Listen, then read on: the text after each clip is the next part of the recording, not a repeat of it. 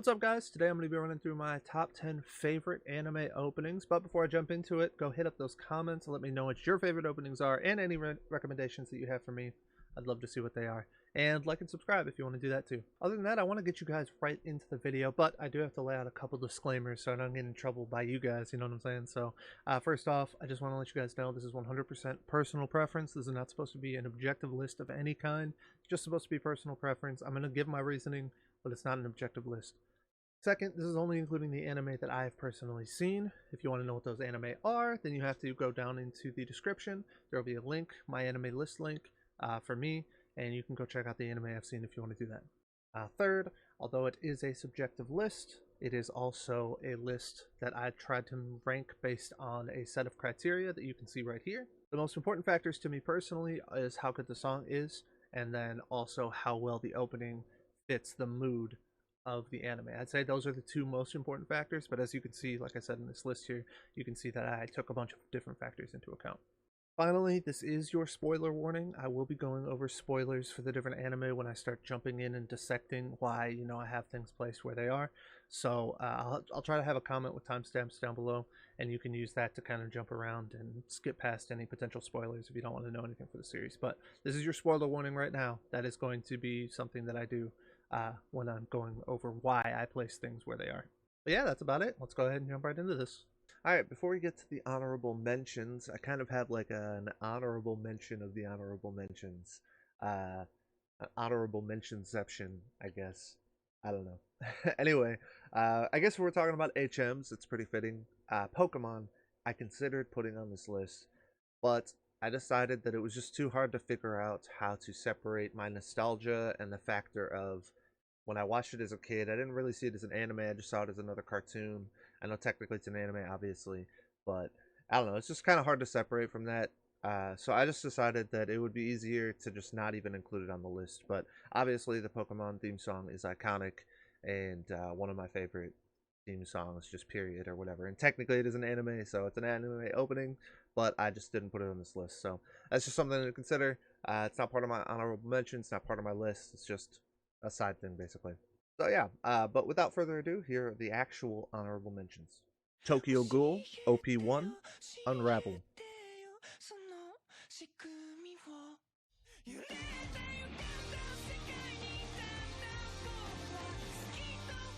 Demon Slayer, OP1, Gurenge.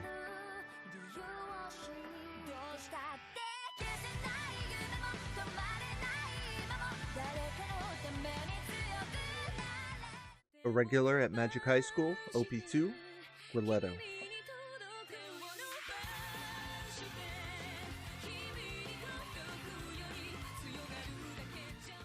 Seven Deadly Sins, OP1, Netsujo no Spectrum.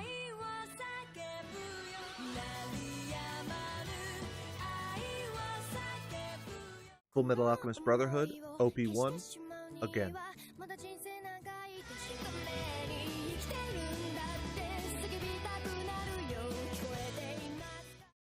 So yeah, those were all really great openings to me personally, but they just didn't quite make the top 10 list. There can only be 10, so let's go ahead and jump right into those. Number 10, One Punch Man, OP1, The Hero Set Fire to the Furious Fist.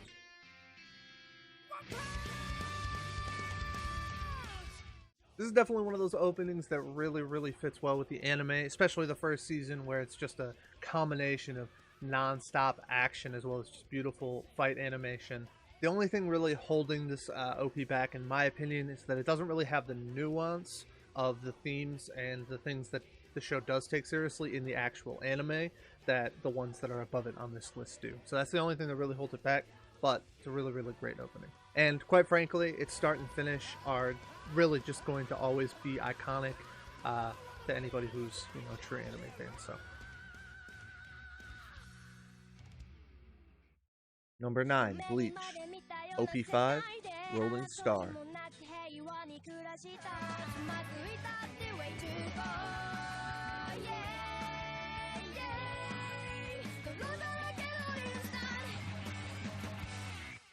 Going through the Bleach openings again was actually really interesting, because what I found myself thinking was, in their totality, the Bleach openings are perfect. They all come together to create a tapestry that really just reflects the mood of Bleach really, really well.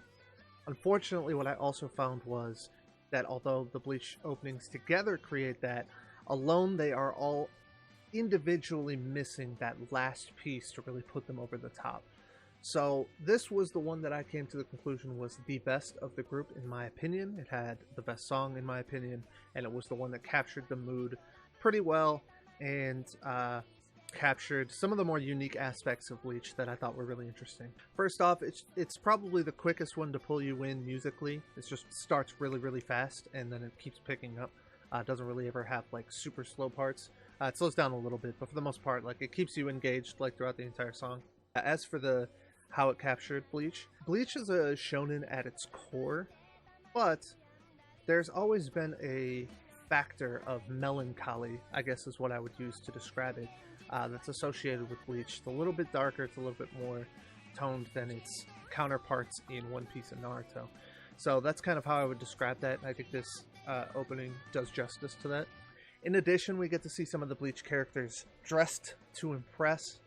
They've got, you know, some really nice Kubo signature style. If you're familiar with Tai Kubo, then you know he's a fashionista of sorts. No, but in all seriousness, the song is really good, and it has some really solid symbolism in there, especially with the end.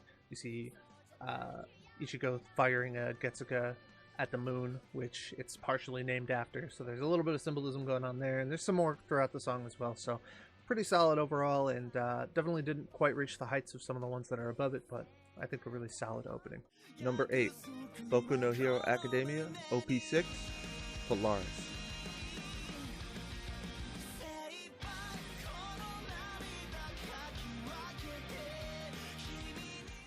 So this is one that's got a pretty standard anime opening, right? It's giving us a shot of all the different characters, just kind of going through them and cycling through the characters.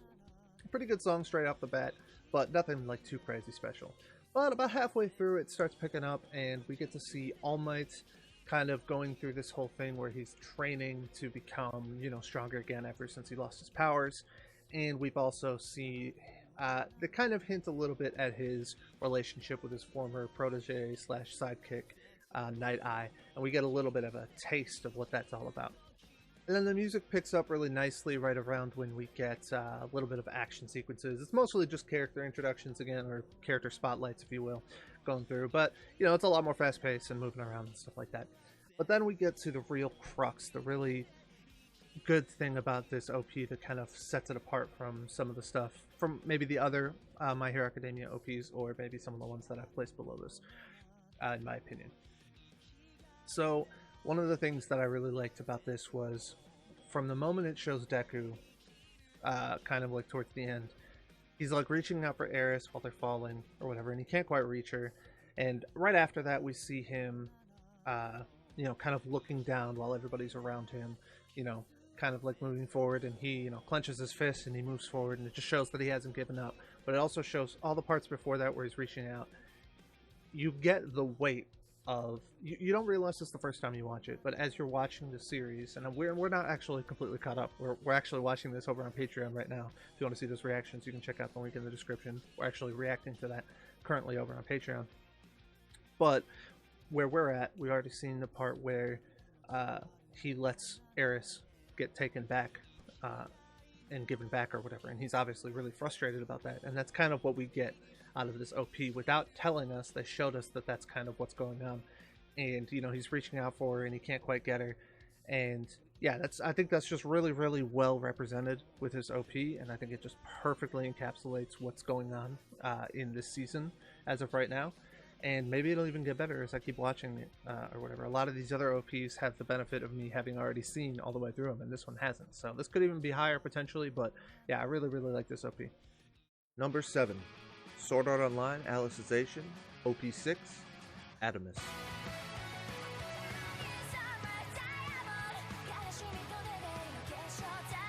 Believe it or not, the SAO openings were actually the hardest out of all of the series for me to choose a single OP from. I was stuck between OPs 1, 2, 6, and 8 for a while, but in the end I came down to the first opening for the original Sword Art and the first opening for Sword Art Online Alicization. and I came to the conclusion that this one was the best one of the group, although it was really, really close. The strongest piece of this opening, in my eyes, is the friendship between Kirito and Yujiro, displayed primarily toward the end of the opening. Yeah, in my opinion, Yujiro is basically everything Klein wishes he could be as a friend to Kirito. I'm just joking around, of course, but legitimately, I think that the friendship that they developed between Kirito and Yujiro is kind of like the big part of Sword Art Online Alicization throughout the early parts of the series, which obviously OP1 for Sword Art Online Alicization is going to cover. So, yeah, I just thought overall it really delved into that for this opening, and it's just accompanied by pretty good music and really good transitions as well in terms of the animation. So yeah, just a really solid all-around opening. Number 6, Naruto Shippuden, OP20, Kara no Kokoro.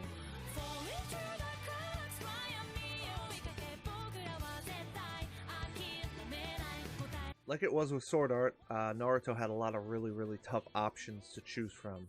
Some of my favorites were the 4th and 9th OP of Naruto Shippuden, and I actually thought that Bluebird, which is the 3rd OP of Shippuden, was really, really good. Probably the best song of the entire set of OPs from Naruto. But as you can see, I ended up going with Kokoro, even though it was really close between it and Bluebird. I ended up deciding to go with Kokoro for a couple of reasons. The first reason is that it seems like to me, from just watching the OPs and not going back and checking when the OPs were exactly happening, that the 3rd OP in Bluebird was for, I'm guessing, a filler season, because there were a lot of characters in the OP that I didn't recognize. I skipped the filler. So I didn't go into this purposefully thinking like, oh, if it's a filler OP, then I'm gonna, downgrade it or penalize it or something like that. But I think when it was something that it was as close as this, I felt like it was a decent enough tiebreaker to at least take into consideration. It wasn't the main factor anyway. The main factor, the second thing, it really felt like the final OP of Naruto, which is Kara no Kokoro, was just really encapsulated like everything about the series in terms of its plot, in terms of its mood, in terms of its themes, etc., etc.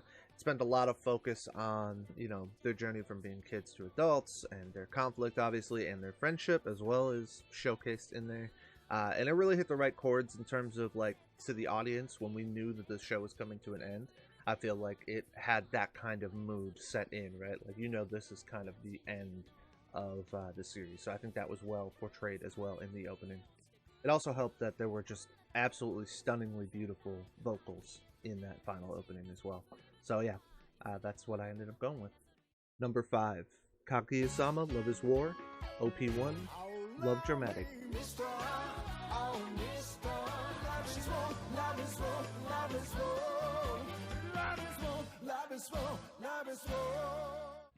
So the first time I watched this opening, I would have never guessed that it would be in my top 5 openings. But here we are. The amount of times I rewatched this opening and I got a new perspective on the opening, or I saw some new subtextual clue in the opening, was really impressive to me. It was something that really stuck out to me. And the song, it helped as well that the song got more and more catchy every time I listened to it as well. So yeah, that was just something that really impressed me with this opening. Even right from the get-go, we get this opening shot where we see them and they look really close together. Like, they're really just like about to kiss basically, right? And then they show it and they're actually, the perspective of it is shifted and we see that they're actually super far away from each other, symbolizing, how close they may seem, but how far apart they actually are from, getting together. Little stuff like that piled up through the opening, and it was just evident to me that after the first time I watched it, I thought one thing about the opening, and after the last time I watched it, it was just a completely different way I saw the opening. And that's just something that I think is almost the exact definition of a good opening. And honestly, the only reason it's not higher on this list is because the 4 OPs that you're going to see in front of it are really just borderline masterpieces in my opinion. They're just really, really good openings. They're just on another level. It's no knock on this one. I love this OP, but it's just not quite on the same level as those ones. Also, you would think creating an enticing, action-packed OP for a rom-com would be pretty difficult, but turns out it's actually super easy, barely an inconvenience. Shout out to Ryan George. And yeah, I just think overall it was just a really good OP. Number 4, Fate Stay Night, Unlimited Blade Works, OP2, Brave Shine.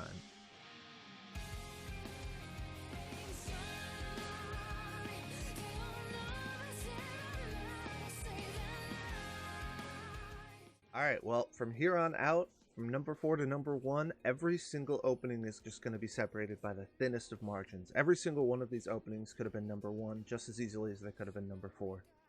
For Brave Shine, I really feel like this opening just really sets the mood perfectly for the Fate series. It gives us the atmosphere of action, mystery, and a little bit of the darkness that kind of lies under Fate's surface. But I actually think the most compelling argument for this replicating the show is the way that it sets up the beginning of the opening by giving us really calm scenery and imagery that really just reflects the calm before the storm in Fate. And I think some of the personalities shine through as well in some of the characters in their activities that they're doing before the fighting begins. Shiro spending his time practicing, Archer and Lancer just kind of sitting around introspectively, Rin is walking on the tops of buildings, and we see Ilya playing with Hercule in the field. But then as soon as the music drops into its peak, that's when we hit the action sequences. Naturally, the animation by Ufotable is incredible here, and the way it's animated to make it look like there's, you know, a lot of well done camera work, you know, even though it's obviously all animation, is just really impressive. Finally, as the song starts to temper down a little bit and starts coming towards an end, we cycle back through the characters once more, and then we finally come to Archer sitting in the same place he was to start the video. He gets up, he turns around, he sees Shiro there. When you're first watching it, you don't exactly know what's going on between them. As you continue the series, you realize that their ideals are clashing quite seriously. And then, obviously, once you get to the big reveal that Shiro and Archer are the same person, it takes on a whole different meaning. Once again, we have created an opening that gets more and more intense the more you watch it, the further you're into the series. I also really like the symbolism of Archer waiting for Shiro throughout the entire opening for him to come see him, which is kind of symbolizes the fact that he is basically Shiro's end of Shiro's current path of idealism. All in all, I just think this is a really, really good opening. Number 3, Domestic Girlfriend, OP1, Kawaki wo Amaku.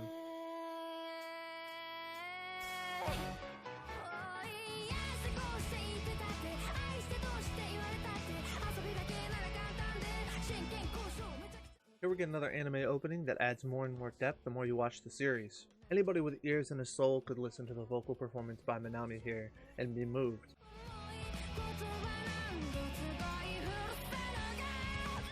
But it's not until you actually start diving into the series that you really come to appreciate the pain in her voice. You can start accompanying the chaotic mess of the series with her emotional vocals. I also really love the reflections you see stopping as the characters continue on. It kind of illustrates that the characters are moving really, really quickly emotionally. They're letting their emotions kind of dictate their actions, and they keep making rash decisions. But internally, you know, there's at least some portion logically inside themselves that knows that this is moving. Things are moving too fast. They're not making any decisions based on any logic, just based on, you know, what they're feeling in the moment. And we also get a cool shot of Natsuo drowning beneath the surface, looking up, playing almost like a third party to his own, you know, love triangle or rhombus or, you know, whatever it happens to end up being at that particular point in the series. All these different love interests vying for his affection, and he's just almost a third party to it all. Like, he's an active part of it in the series, but at the same time, like, they're all fighting for his affection, at least in this first season. In any case, I just really, really like this opening. Number 2, One Piece, OP14, Fight Together.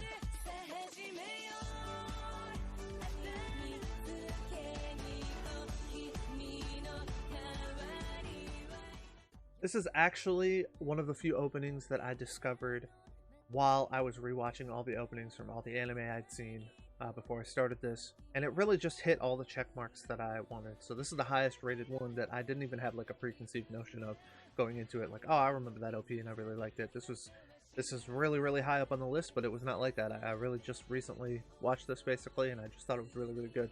The opening itself is actually separated into a bunch of pretty distinct sections. They all feel like they could be part of their own openings, but they all come together to create this cohesive unit of segments that really make up a beautiful OP.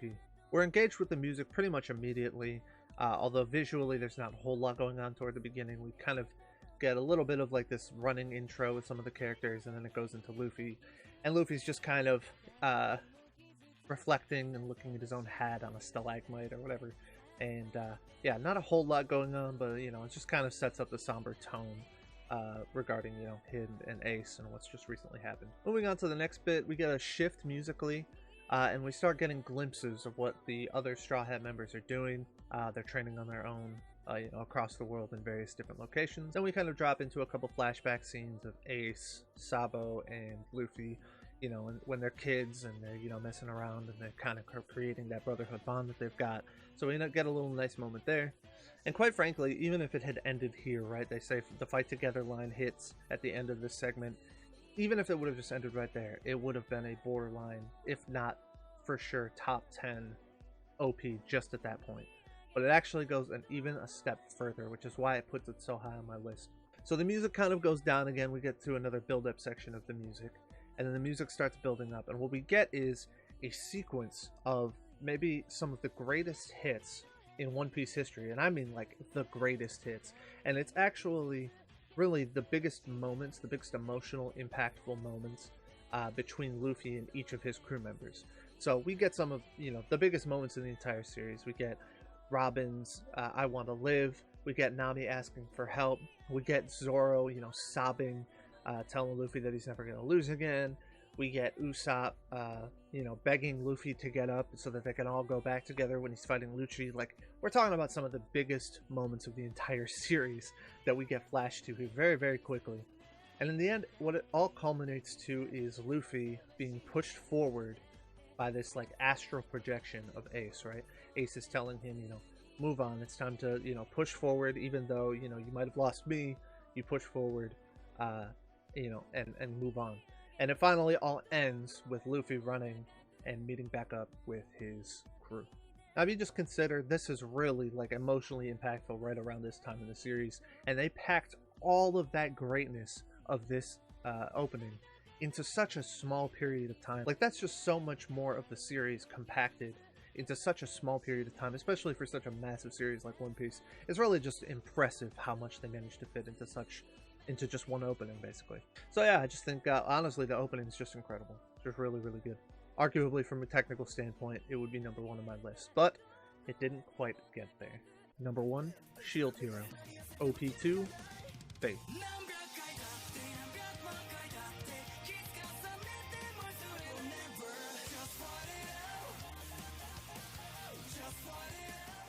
I'm gonna be honest with you guys, it feels a little strange going on and on about how beautifully constructed the One Piece opening was, and then turning around and being like, but it's actually number 2 and Shield Hero is number 1. But hear me out, guys, hear me out. Let's start with the music that I think actually fits Shield Hero as a series really, really well. It's really quick-paced music, it's modern music, and it's got, you know, some electronic elements in there that I think match really well with the gaming themes that the series exudes. I can imagine there's a lot of people that wouldn't be into this type of music, and I can understand why, but for me personally, it's just like gaming meets K-pop meets anime opening, and it all just comes together, and I really, really enjoyed it personally. That's just my type of music, maybe, but yeah, I thought it was really good. As for the thematic structure, I just feel like it really, really did a good job of portraying Naofumi and Raftalia's relationship, and I think it shed light on why a lot of us feel like that relationship is something special in the series. So there's this part in the opening where basically Naofumi is in the same setting that he was when he was cheated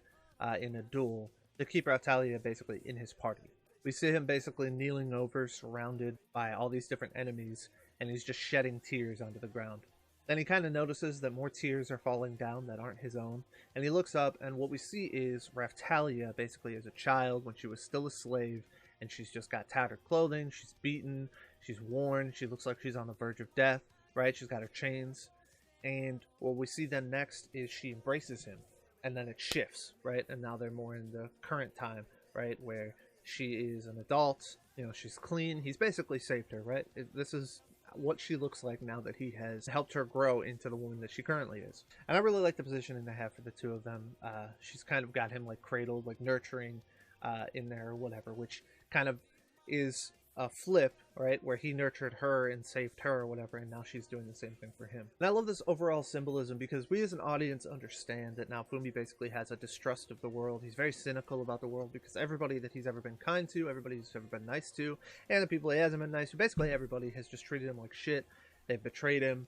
They've just really, really completely ruined any trust or faith that he has in humanity. Because of that, he's always in this constant state of pushing down a dark path where he stops caring about humanity completely. And the thing that's important about Raftalia going from the person that he rescued to the person that's rescuing him is that it shows him that good deeds can have an impact. And I think that's really important to his character. That's basically his entire character development and character arc, is him learning and relearning to basically trust that if you do the right things, good things will eventually happen. Obviously, he had a rough time when he first got in there, and now his character arc is trying to overcome the trust that he lost, basically. And it's actually interesting because it kind of meshes with the title, right? He has to kind of regain his faith in humanity. Now, faith in this particular sense might be also referring to the church, the Three Heroes Church, that takes place in the series or whatever, but I think it's interesting. It could have a dual meaning as well in that sense if you want to look at it like that. Anyway, we do get a little bit of action sequences and stuff like that with the animation. Good animation, good transitions, nothing crazy spectacular or anything, but still pretty good, and I really enjoyed the music, of course. Finally, we end with Bitch. Don't look at me, that's her real name. Leaving Naofumi and his crew with a bunch of holy fanatics that call the literal wrath of God down upon them, right? And he goes to try to save his crew. But as he's trying to protect everybody, the beam is just really overwhelming him. You can kind of see him slowly start to give up as it's hitting down on him, right? But then his borderline lally harem goes ahead and, joins their powers together, and they push it back, and they manage to save the day. Now, you can call this sentiment cliche if you want. I totally understand that, but I'm a sucker for it, and I thought it was really, really well done. And quite frankly, I think it's one of the best moments in the entire series, and it's in an opening.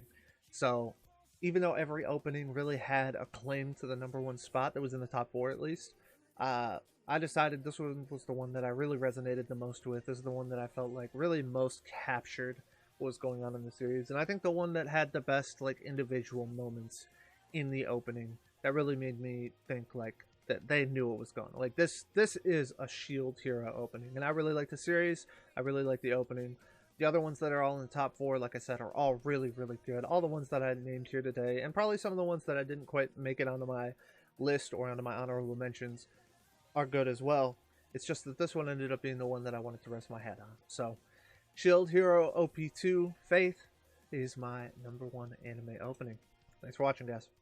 Let me know what you guys think in the comments down below. Don't forget to hit that like and subscribe button. And as always, stay bright. Catch you on the dark side.